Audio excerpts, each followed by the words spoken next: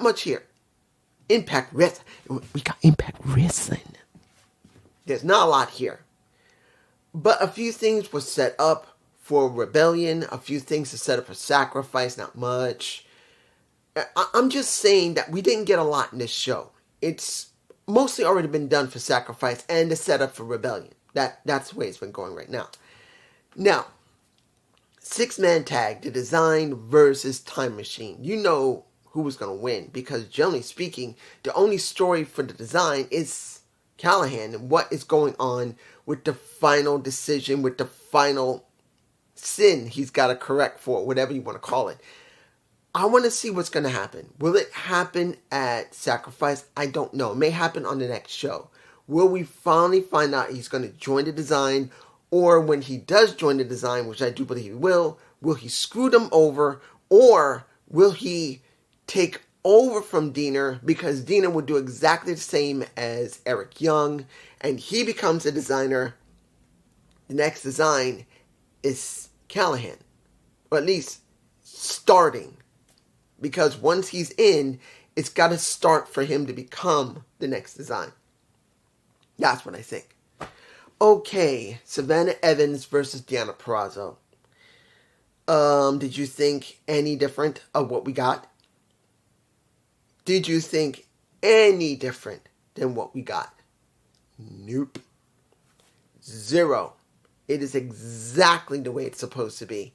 Deonna Purrazzo wins, gets her ass whooped. The question's going to be, what is Purrazzo? The question is, what is she going to be doing? Is she going to do anything on Sacrifice? Is she going to do anything at Multiverse United? Or is she going to do anything over in Rebellion? The question is, what is she doing? Because as far as I know, and I'm easily could be wrong, because I've not checked the card for Rebellion. I know they checked it.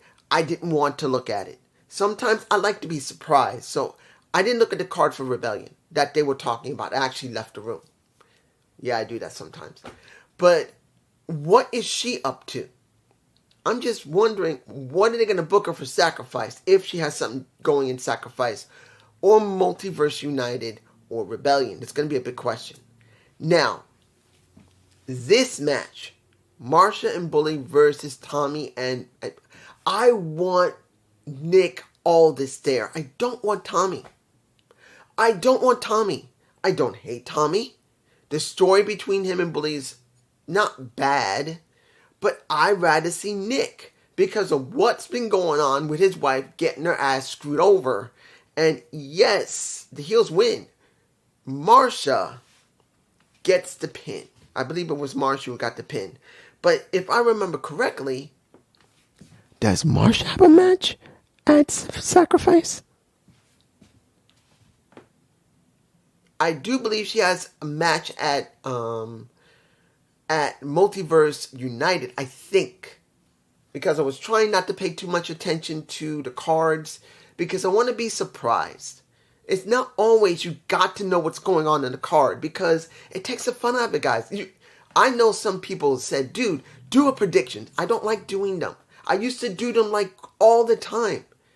And I learned something. I got tired of it. Because it's not fun. Look, if they're advertising it heavily for the show, like when it came to Roman Reigns versus Sami Zayn, that's fine. But the rest of the card is not something I want to know. Particularly that most of the matches suck, or most of the stories suck, or they both together suck. So I'd rather not know unless I absolutely need to know. That's just me. But if I remember correctly, Marsha really isn't going to have a match on Sacrifice. I could be wrong, you guys. Want to say, go ahead. It's not going to hurt my enjoyment or non-enjoyment of at Sacrifice I'm going to review.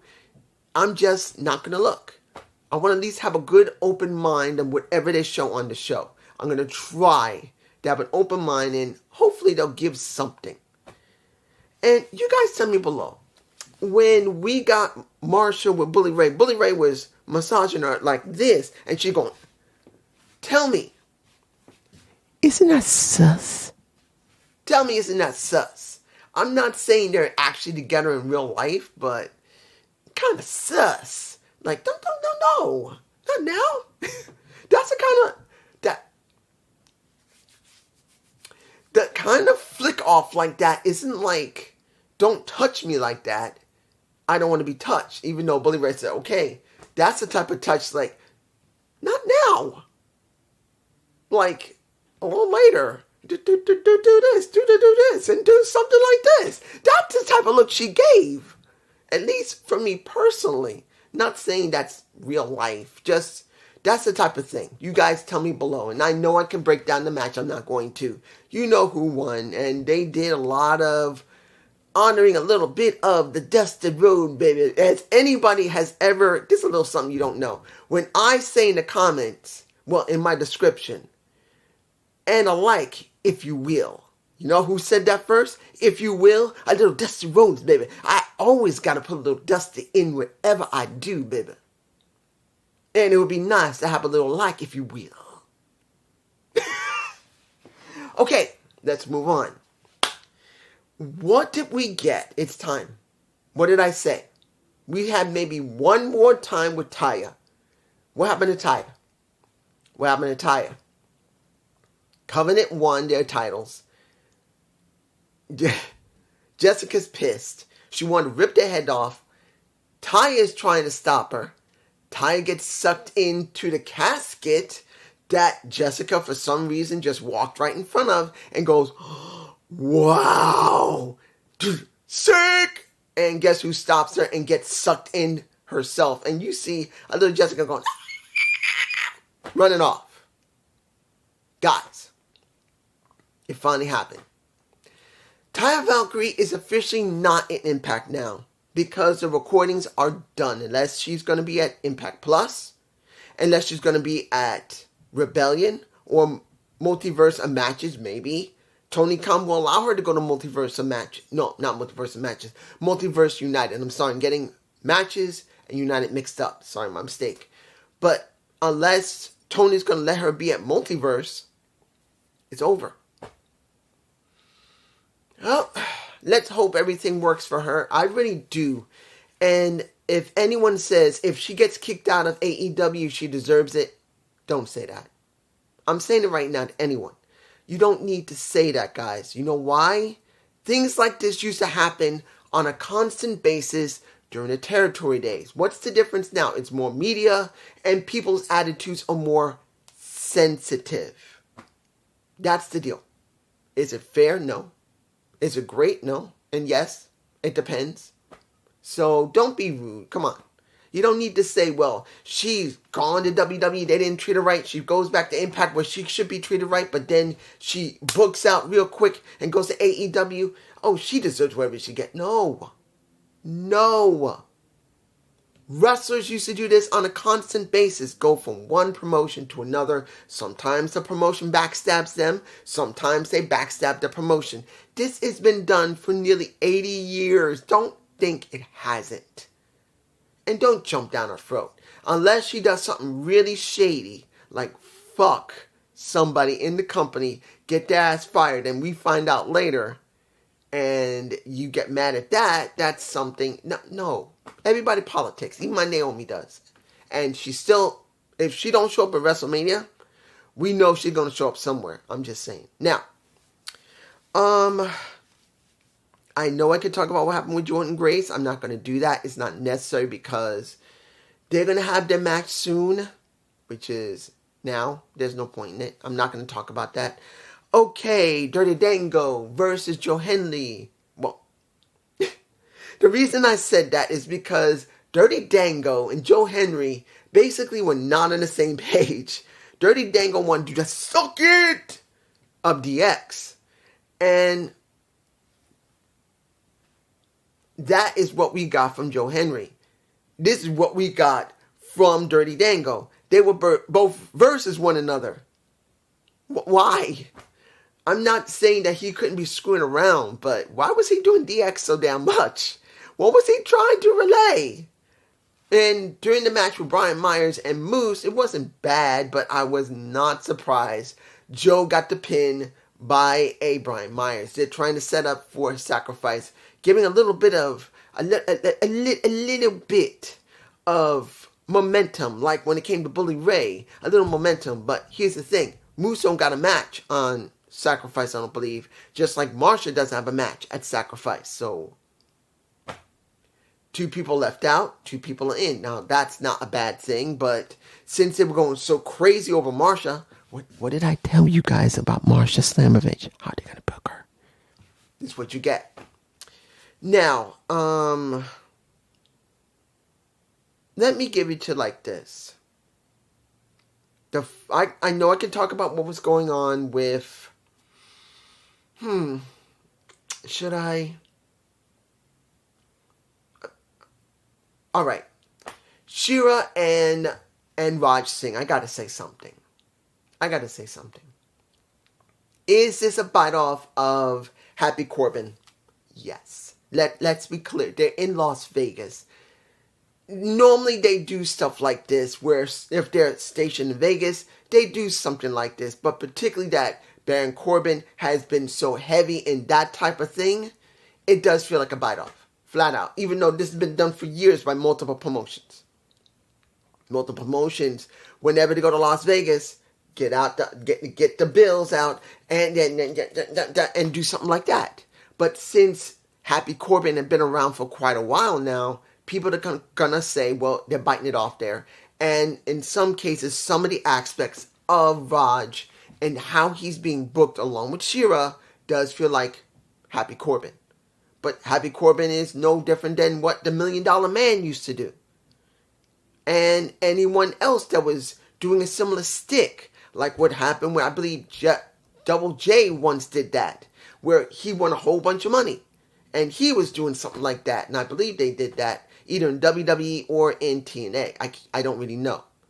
Like I said, I didn't see TNA until after 2010. So I don't know the storylines that was going on during the time, like when the Main Event Mafia was going on, or any of the damn things that was going on. But it's been a bite-off for years. So people are going to compare it. And some aspects do look like Happy Corbin's build. But that's not much different than anything else. I'm just saying. Finally, we get the closing. And I know I'm going to be skipping something. I'm sure I'm skipping something. Maybe I should say this about Kenny and Eddie. I will say this. Was it effective when Kenny King, well, I'm about to say Kenny Omega, when Kenny King was with Eddie Edwards talking about PCO? Yes. It was effective enough to make the story make sense. But now you're going to have a match with PCO versus Kenny King. Do you actually think he's going to win? The King ain't winning shit. We already know what's going to happen with PCO. If PCO loses, it's not going to make much sense, but you get my point. I'm just saying that. Now, let's get to the closing of the show, where basically Rich is getting a little pissed off because of what was said by Maclin and how he's been feeling a little jaded because of what happened with Josh. So Kaz says, why don't you go to him and talk to him? That's where he met Maclin looking around in Josh's stuff. And then Josh gets pissed, goes to the ring, does put over Maclin, saying that he's respecting him for busting his ass and he respected him as a soldier, former soldier. But he didn't like how he's been acting. And he said, you know what? I think you're scared. You're scared to fail. If you literally want to scout me, you've done it for the last... You got to watch me for the last year. You don't need to do this. You got the ability. But basically, when sacrifice, or when rebellion is over, I promise you, you are going to go to the end of the line and you're going to have to deal with defeat. Maclin comes out. And the thing I liked, because this was Maclin's moment. Finally, Maclin is in a place he needed to be. He should have been for a title picture and actually won a title, I'd say about a year to maybe a year and 3 months ago. For me personally. Other people would say no. There's no reason to put him in the X Division. He's not an X Division guy. It's not the point. He deserved a title. They only got one major title. They didn't have the Digital Media Championship yet. And who wants to see the Digital Media Championship on Steve Maclin? That's why I said put him in the X Division. At least the title had some prestige. But here, Maclin fesses up and says, you know what? I am afraid to fail. I am afraid. I ain't no lie. I am very afraid to fail. But you know what?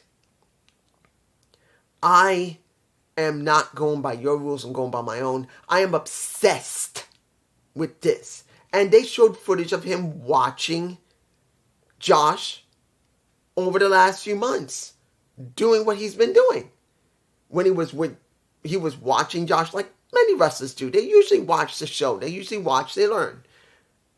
And in real life, that's what they do. If they're not doing anything, they're going to watch the show. They're just as big as fans as anybody else. So they recorded him in July, in September, or whatever other times. And he was literally standing behind a Rich Swann at one point in the recordings. And they're showing them. And he said, I'm going to pick my spot. Even though Josh said, let's go now. He says, no, my spot's Rebellion. I'm picking my spot for the best optimal thing. I'm not going to quit. I am obsessed with this. It is what I am meant to be. Now, those aren't his exact words, but that's what he was getting. And for me personally, that was the best moment I've seen Steve have. Now, did he kind of fumble a little bit while he was saying it? Yeah, because he felt like he was trying to really remember what he rehearsed, like going like this. People talk with their hands like I do. But it felt like as he was trying to talk using his hands, he did fumble a little bit. Now, this isn't something Maclin's used to doing all the time. He's not in the main spot. And we got a little while to go before Rebellion, because this is for Rebellion. I do believe it's for Rebellion, yeah. I'll say this was not bad, but I'm not going to tell you it wasn't a great promo, but it wasn't bad either, but it was still his moment. Was this a good show? It was just there. Giving everybody a match so they would look good. Hell, you're going to have Gazelle Shawn in the match coming this Friday against Deonna Purrazzo. So it's nothing we haven't seen. And I think today wasn't a bad day when it comes to Impact Wrestling. There really wasn't much in it. Except a little bit of progression. A little bit where there's no damn Nick Aldis. I want Nick, not Tommy. And this is just me. And I hope you enjoyed this. I will be doing the Sacrifice review unless there's no problem. And just to let you know, I am not going to forget about doing images here. I'm just leaving them out because there's not really much here. I hope you don't mind. Peace.